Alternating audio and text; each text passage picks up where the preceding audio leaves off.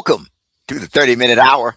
It's the personal development podcast for entrepreneurs and executive leaders who are looking to level up and become unstoppable.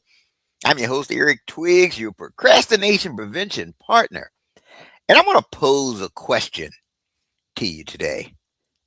What if you could grow your income, grow your influence, and grow your impact without adding a single person to your organization?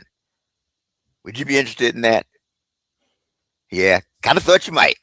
You're in luck today because today we're going to talk about how to scale your impact without increasing headcount. Headcount. So my normal co-host Ted Fells is not joining us today. He is on travel on his way to another meeting. We wish him safe travels.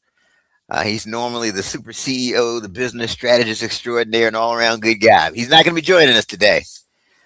But it's just me and the guest, and you are definitely in for a treat because our guest today is hailing all the way from England today in the UK. That's exciting. I'm going to go ahead and bring him on right now. He is the co-founder of Stellafai, which is a platform and coaching model that helps leaders and consultancies align around measurable outcomes and scale their impact without increasing headcount. So please join me in welcoming to the show, Tim Beattie. Thank you. What an introduction. Oh, man. Thank you. I'm all energized. It's late where I am, but I'm full of energy. I'm really looking forward to this.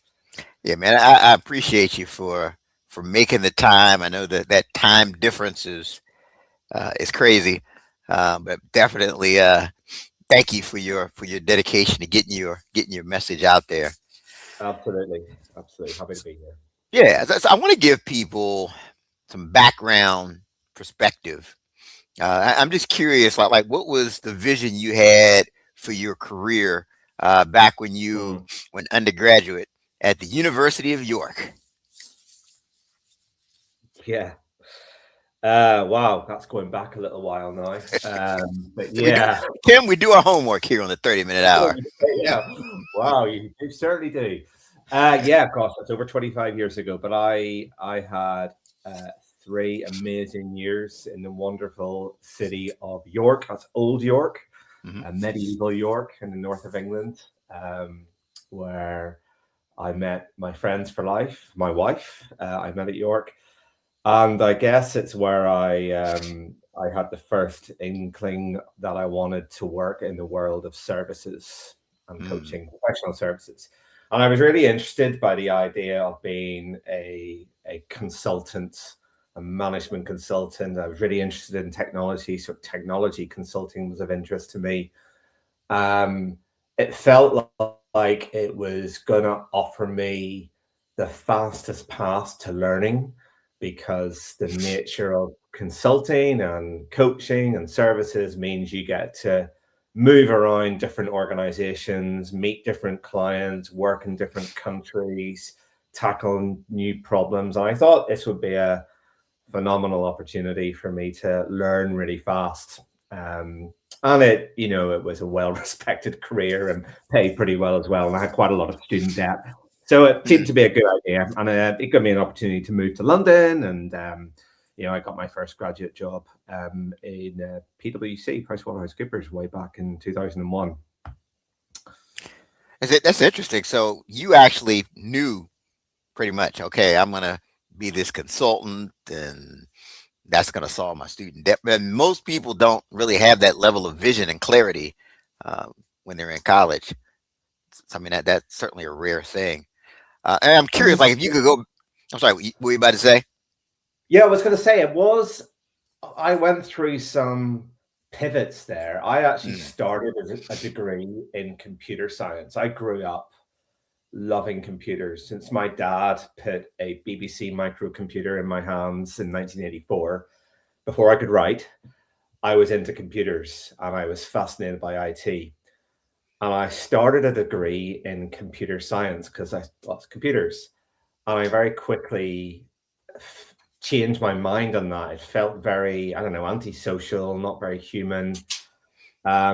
So my vision kind of did change during the university years. I ended up doing an economics degree. So it did. So yeah, and I guess it continued to change throughout my career a little bit. But I definitely had an idea during those days at university. That version of yourself.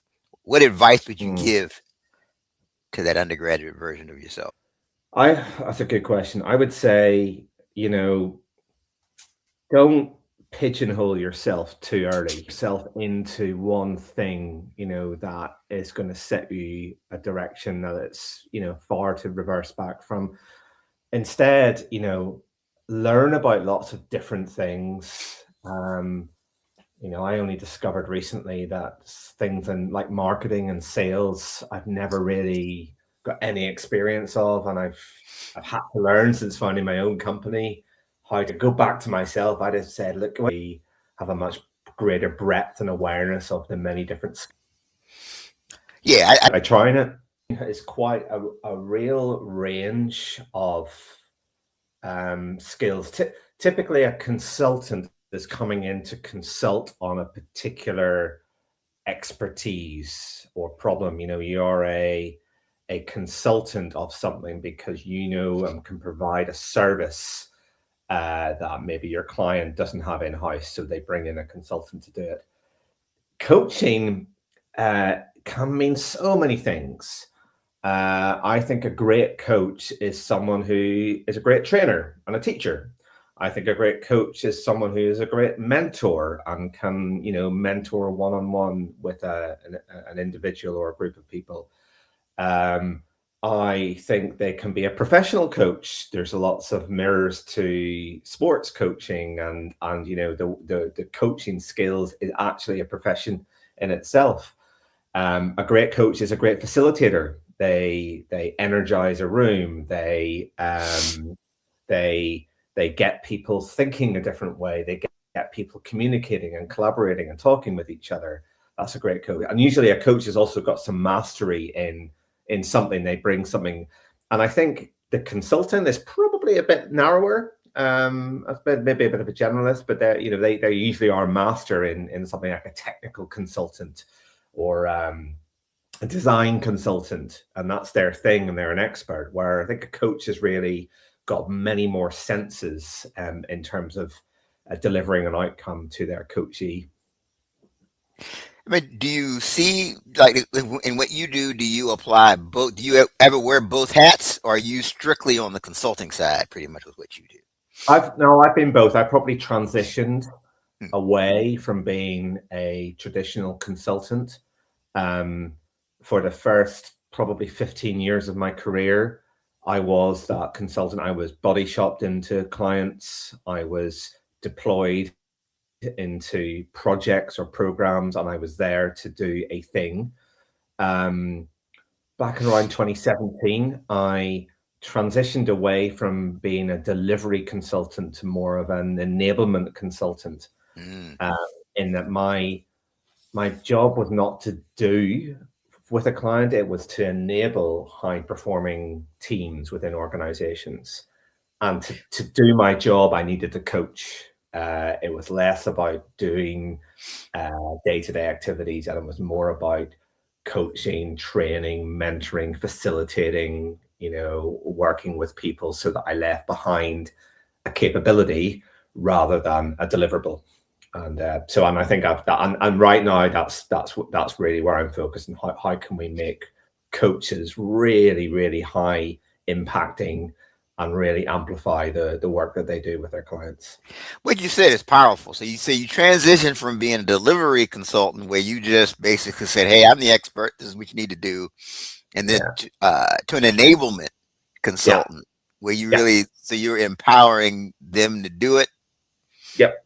So it's good. No, that's kind of that mixture. I just figured that there was that there was multiple hats that you were wearing with what you're doing.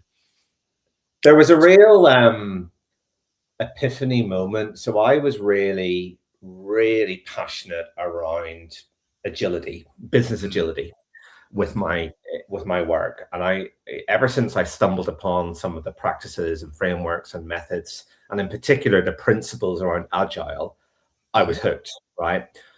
But I work for big consulting companies. So I felt this way of working really solves a lot of the niggles and challenges that I find with big consulting, where it seems to take a very long time to deliver value to the end customer. And sometimes that's the wrong thing.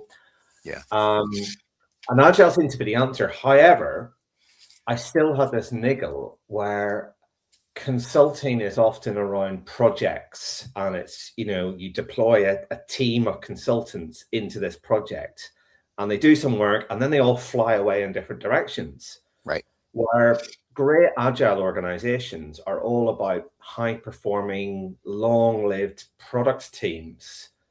And I just felt those two things were incompatible. So I had this moment where I thought, I don't know if consulting and agile are a healthy combination. I think they're almost like they compete with each other.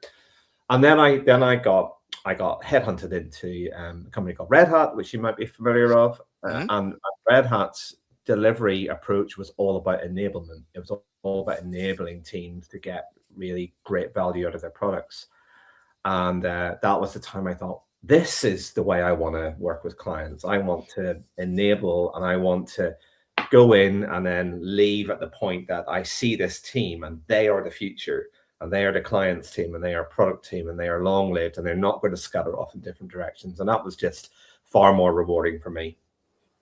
I can see that. Yeah, I can see how that could be more rewarding. Let's talk about, you work with IBM as well. How did your experience with IBM kind of mold you into who you are today? So yeah, I've worked for IBM 3 times now. I've been acquired. Every company I work for, IBM seems to buy. I said, no, so I got acquired back in the early 2000s. At that stage, I was a young graduate consultant at PwC, and then IBM bought the bit of PwC I was in. So back then, it was very much big, complex systems integration programs that IBM ran. They literally, every piece of work seemed to take years to go live, to deliver any value to the client. So that's really where I got my first frustrations with consulting. I just felt there's got to be a better way to do this. Yeah. We're burning hundreds of thousands, if not millions of dollars a day.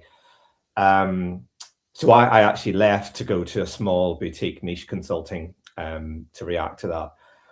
When I went back into IBM in the sort of 2013, 2014, Agile had become a serious thing, and not just for small software vendors, but the big players were suddenly really interested in Agile. So I had this skill that I'd learned in the boutique that IBM were really interested in.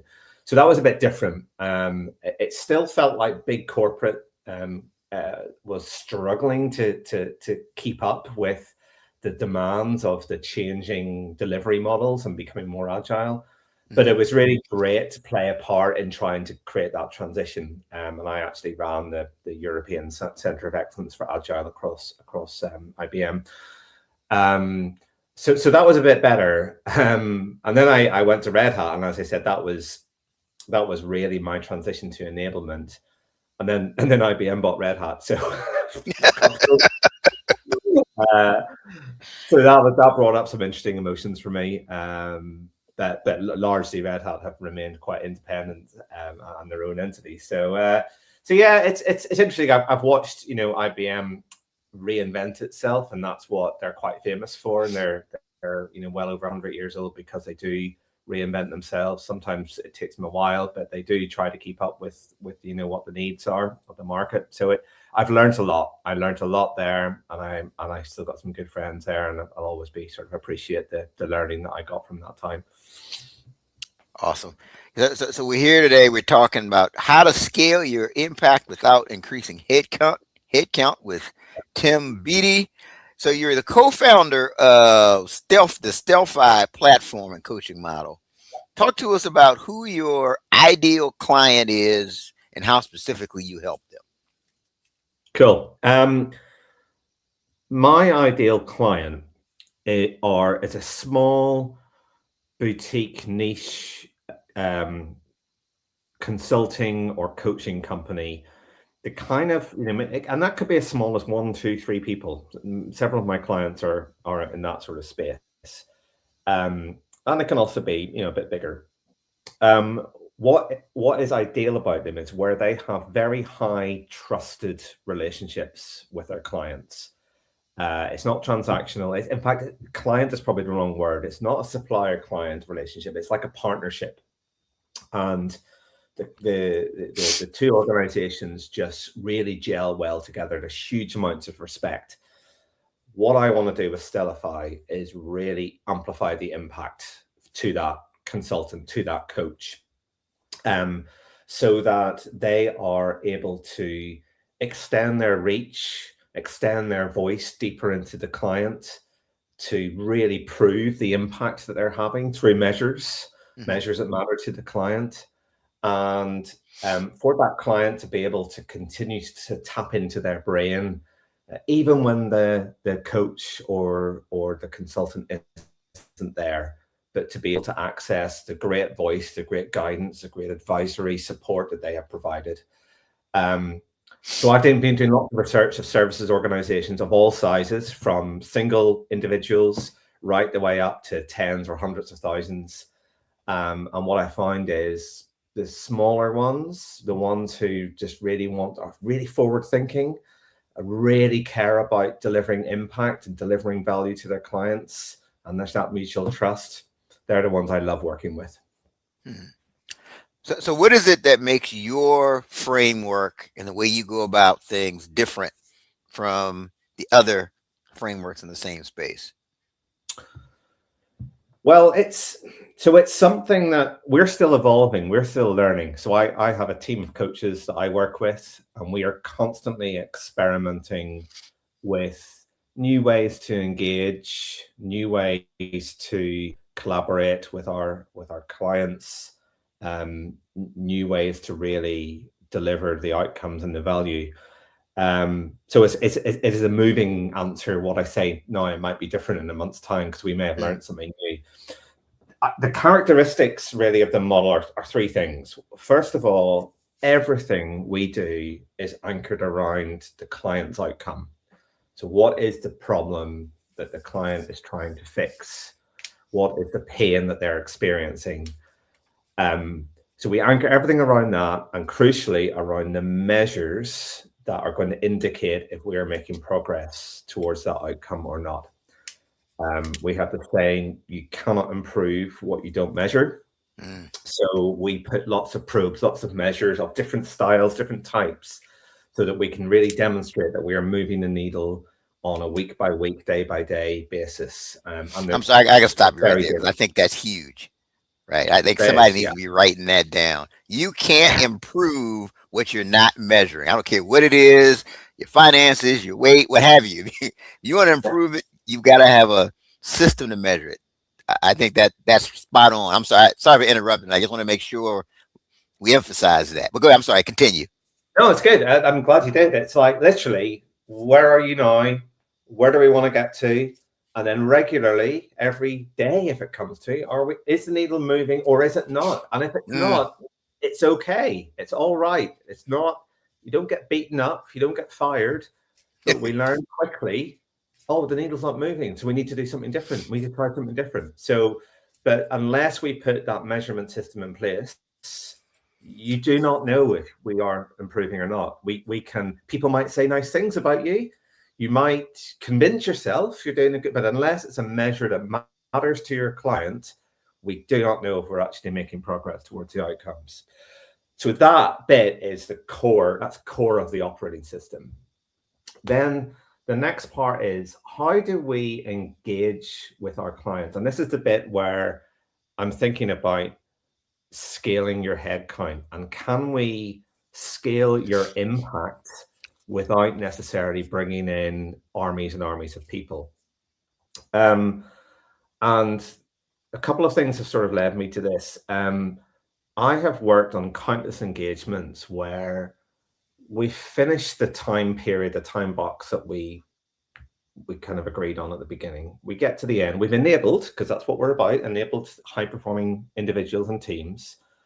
And I will walk out and I will think, I'm really proud of where they've got to, but I think they're going to need a little bit of help at some point. I don't know when, and they don't need me full-time or anything near that, but I just want to know, I just wish there was a way that they could almost have me in their pocket. And then if they ever need to get me out their pocket, they can do it, right? Right. And it might just be for a 15-minute chat, or it might be to come in and help with a complex meeting, or it might be actually, we could really do with Tim coming back in for a couple of days, right?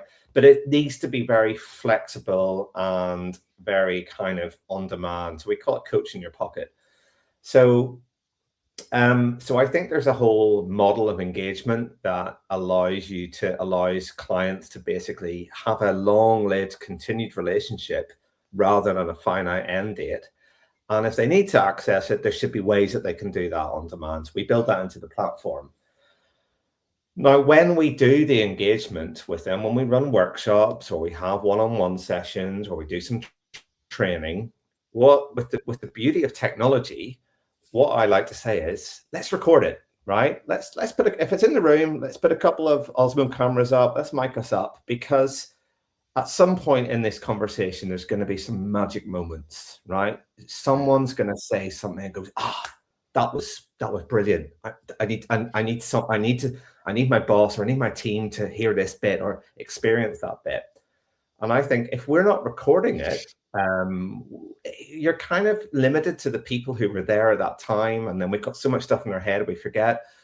So I really encourage the idea of let's capture as much, and it's not for marketing, it's not for putting on social media, it is purely for them to be able to replay, relive, reaccess, and make coaching conversations. And through all of this wonderful way that we now consume content, we watch YouTube videos, we watch TikTok, we get shorts, we have these lovely thumbnails. There's all of these, there's this whole industry around digital marketing, digital media, that I think coaching and consulting can borrow from and think like, this is how we engage people. This is how we attract their interest. This is how we get them to watch our content. This is how we get them to stay watching our content and hopefully share it with others. What those marketing guys are doing is exactly what we want to do when we're doing transformation coaching. So through our platform, we try to sort of capture all of these assets in different shapes and form, and then we use data to figure out, is this working? Are people engaging in this or are they not? And what can we learn about our techniques so that we get better? So that's the second part. And the final part is bringing all of that data together, all of those outcome and measures and all of the coaching experience and the journals and the content we've created, and building this brain almost of knowledge and learning and experience. And this is where the bit of AI doesn't start with all of this. AI comes much later on when we've gathered all of this and we've figured out these are the things that move the needle. These are the things that reach our outcome. Here's all of our, hundreds of little pieces of coaching IP. Let's build a brain and keep giving this brain additional brain cells so that our clients can continue to engage it and get support from it using, LLMs and AI to sort of decipher it and so on. So I've been trying this for the last 2 years with my own clients. I found it as a really good way for me not to be on site 5 days a week, 8 hours a day, but for me to be there for really crucial, high engaging moments, and then to build a brain cell with content that the clients can access much longer lived. Okay. So Tim, people are now that they're on the edge of their seat. They really want to know about this theme that we're talking about today. So I'm just curious, like, what advice do you have for the small business owner, maybe the medium size, maybe the larger business? They want to scale their impact without increasing headcount. How do they do that? Well, first of all, we establish what is that impact, right? With the client, what does impact mean? Let's get aligned on that. Secondly, how are we going to measure it? What are the 3, 4, 5 indicators that are going to tell us that we agree on this is how we are making impact? And I look for 3 different kinds of measures. One is something that's going to measure our effort, our input. So this might be, number of sessions that we're going to have, or it might be number of articles we're going to write. It's something that's in our control. Then we have a measure that is going to measure the output that we expect to happen from this. So as a result of the input, we expect there to be a certain level of output. We might expect there to be a certain number of viewers or responses, or there may be a certain amount of functionality that's produced. And then we want something to measure the outcome, and that's the impact. This is going to be, well, we expect to retain more customers, or we expect our users to spend longer on the site, or our customers to give us a higher rating, whatever that may be. So I think that's got to be the starting point, right? And if we work with our clients to write those outcomes and those measures, and we're all aligned in that, if we now just become laser focused on moving those needles, we start to remove so much waste, because in our day jobs, we have these task lists, these to-do lists, we're going through this. And then you sit back and you think, well, which of the measures did that help? And you think, not a lot. I got distracted, was doing this. So you're instantly really focusing on impact if everything you do, from the moment you get up to the moment you finish, is about moving one of those needles that you have agreed with your client. So I think without any technology, without any digital, there is so much you can do alone just by figuring out what is the problem we're trying to solve, what's the outcome, and how are we going to measure, and then become relentlessly focused on moving the needle of those measures. It sounds like that keeps you from being on the hamster wheel. Yeah. And I could say I have a lot of experience, Tim, from being on the hamster wheel, where you're doing a lot of stuff. But and Ted and I, my coach, talk about this all the time. You can be doing a lot of stuff, but the needle just isn't moving. Yeah, and it's like with my clients, I have a data-driven value report every month, and it basically says, look, let's start with the most important thing: your outcomes, and are we moving the needles or are we not? And if they're not moving, then that's got to be our top priority conversation. Why aren't they moving? Right now, it might be no fault of my own. It could be I'm blocked, or there's some governance thing, whatever it may be. But every time we meet, let's focus on what is preventing us from moving those needles. And I often liken the way these engagements can work to something like a subscription. If you think of like a Netflix subscription, if you go and look at your Netflix history every month, if you go a month and you haven't streamed anything, you might just think, well, it's all right. I've been busy. I've been traveling. I haven't had an account. It's all right. But if you go 3, 4, 5 months and you look at it, I have not watched Netflix once. Why am I paying for it? I'm not getting any value from it. And I kind of think clients should think that way a little bit. So absolutely, it might be needles haven't moved. So let's just have a grown-up conversation. Why have they not moved? What's blocking? If they never move, then we have to question, really, should you be paying? Because something is systemically broken here that's stopped preventing those needles from moving and those outcomes from being achieved. So I think it's really healthy for both sides. It's like the client gets rewarded because they're moving towards the outcomes they need. The coach feels really good because they feel like they're delivering impact. They can see the impact that they're delivering. So a lot of that is about how can we make sure there's a really tight connection between those two things. And so just to be clear, and I know we've got people that may have just joined on after you just made that statement. So if we want to scale the impact without increasing headcount, we want to establish impact. We want to figure out how do we measure the effort, how do we measure the output, and ultimately how we measure the outcome. Yeah. All right. Then everything is about proving those hypotheses, because we think if we do this input, it's going to generate this output to achieve this impact.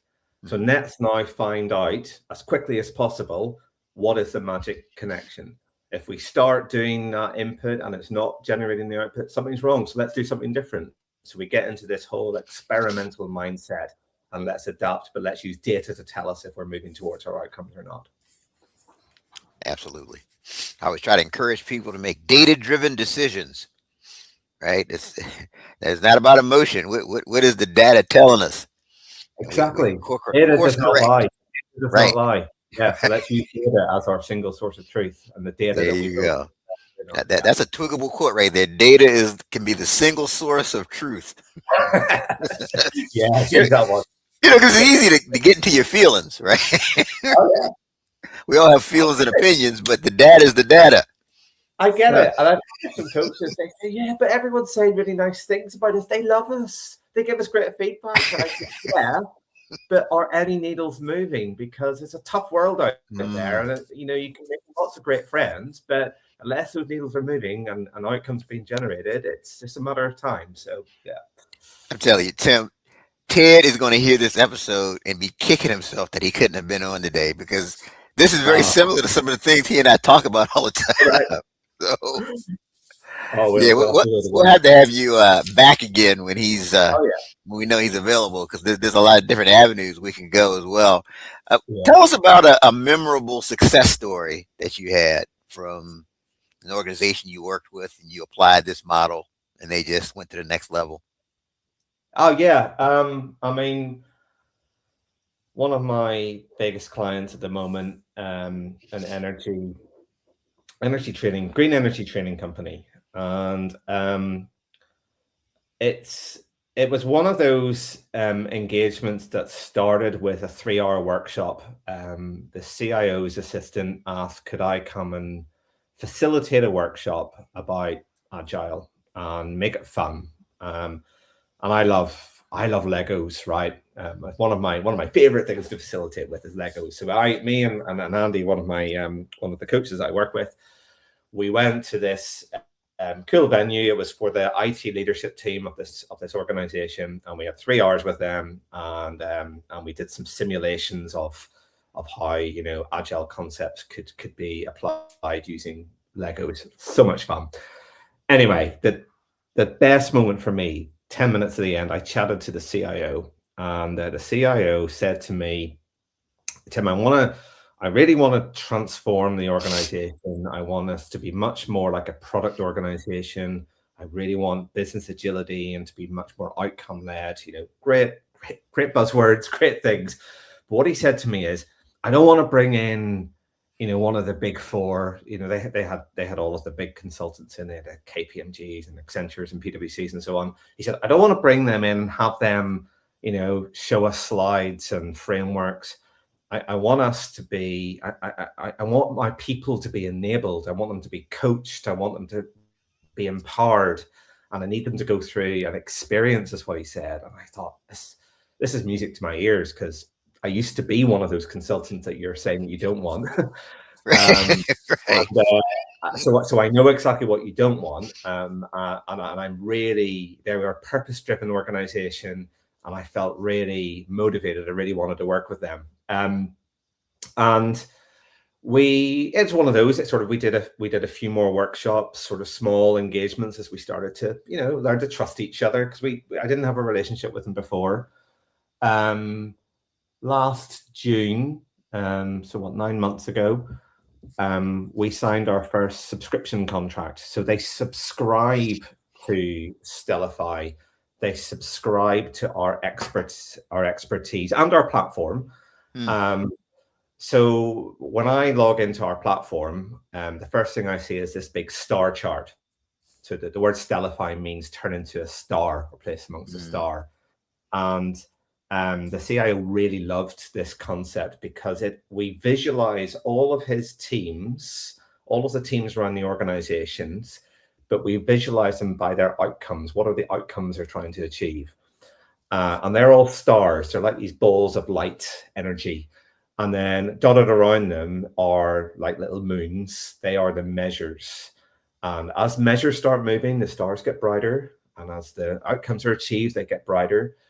And what we've worked with them on is this idea of forming constellations. So where we connect the teams and we show this team are helping, they've got their outcomes, but when they move their needles, their measures, it's helping other teams move theirs, which is connected to the business, which is connected to the strategy.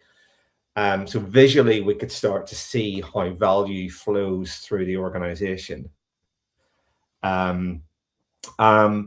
And yeah, when I go to I was looking at their platform today, and I saw this huge star chart where I could zoom in and zoom out, and I could see where there was really good stuff happening, and I could see where maybe there needs to be some attention, there's some risk.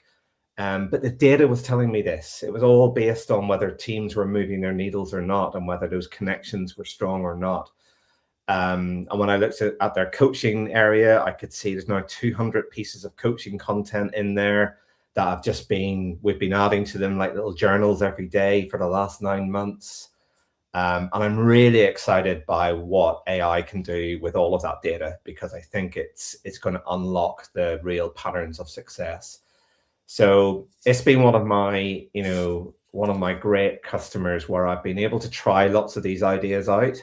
And got some real traction and seeing the usage, and I got so much data. This is where I get the monthly data, their value reports, and I love sitting down with them, and they look forward to it. So yeah, it's given me the confidence that this is an engagement approach that can work really well, and one that I'm sort of really keen to then explore with partnership to scale even further, because that's how I can really get to impact, which is what really motivates me and fuels me. Yeah, I can tell even as you're talking about it that lights you up. So what is it? We're coming to a close on this episode.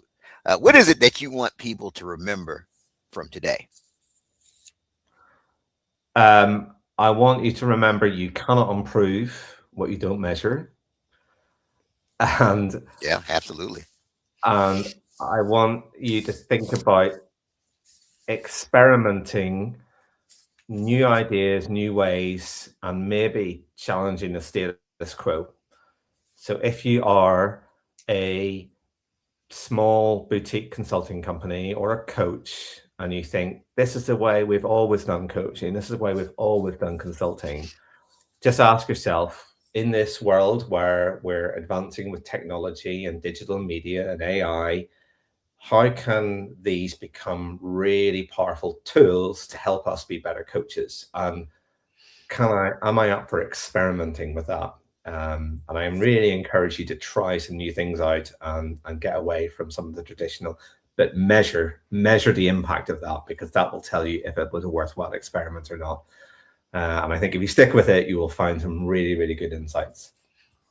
Yeah, and I mean, just really, is the needle moving, right? I mean, that's the key thing that we've been talking about during this episode. And I noticed you mentioned AI several times and how you've incorporated that into what you're doing. So that's evidence that you're constantly evolving. Yeah, and it's been, AI has been it's been a big experiment area. So we don't lead with AI. It's not like we walk in and we say, right, AI is going to, replace. AI has very much come at the tail end, when we've been engaging, when we've collected lots of data and context and rich learning. And then this is a tool that can help keep this alive. So I mean, and AI is changing month by month at the minute, so I'm sure it will change again. But that's certainly the use where I think it's. I don't think it's going to replace coaches. I don't think the amazing facilitation and mentoring and training that coaches provide can be done by a bot. At least not yet. At least not yet. So. Not for a little while. Not for a little while. I cannot imagine the energy. I imagine, the energy you give as well. I imagine that energy you give in a room with your coachees can't be replicated. But what it can be, it can really amplify your impact. It can really help leave and sustain what you're doing with your clients. For sure. Very, very well said. So Tim, how can the people connect with you, get more information, ultimately sign up for your services? Yeah, so I'm on LinkedIn, and I love collaborating on LinkedIn. It's where I drop lots of thoughts most days of ideas, and I use it to spar with people and like-minded coaches and get feedback and challenges. So do please connect with me on LinkedIn. Would love that. The platform I've been talking about, Stellafai, it's completely free. You can sign up at stellafai.com, STELLLAFAI.com. And it's like, there's no credit card or anything like that. You can use it as a place to set up your team, put your outcomes, the measures, connect them, visualize them. And you can also book time with me there. And I love chatting about this stuff. I love helping coaches, mentors, consultants, services people try out new things. And I learn a lot just by seeing a lot of people. So it's not a monetary, a sales thing. I genuinely want to learn a bit more about what other coaches do, see what works, what doesn't work, and if I can help model and amplify their impact, I'm really up for helping do that. So yeah, check out the platform, and you can find me in there, and we can book time and chat about it. So I'm just asking this next question for a friend, Tim. So you're telling me if there was a coach out there, coach could hypothetically go on Stellafai for free and Yep. start to work some of these things we've talked about as far as tracking impact, outcomes, and all that good stuff. Yep, totally. You can Oh as man. many teams, share it with as many users, as many objectives, as many measures as you want. Absolutely free. If you then see the value of it and you think it could really help your business, and we can chat, and I can talk about how you could then start to inject your coaching, your content into there, and start to collect some of the data. But in terms of using it as a tracking to measure your outcomes and measure the most important thing, it's free, and it always will be. Great. All right. This has been a fantastic episode of the All 30 right, love minute that. hour. Tim, thank you for everything that you shared. For those of you that are watching us and listening to us, don't forget to share the show. Don't keep this great information to yourself. And also, don't forget, you can go to Apple Podcasts, Spotify, and any of those podcasting platforms. Just look for the 30 minute hour and hit the follow or subscribe button, depending on the platform. And that way, you won't miss a future episode. You get automatic notifications when we upload another one. So that's our time for this week on the show. Again, thank you, Tim Beattie. And until next time, have a great one.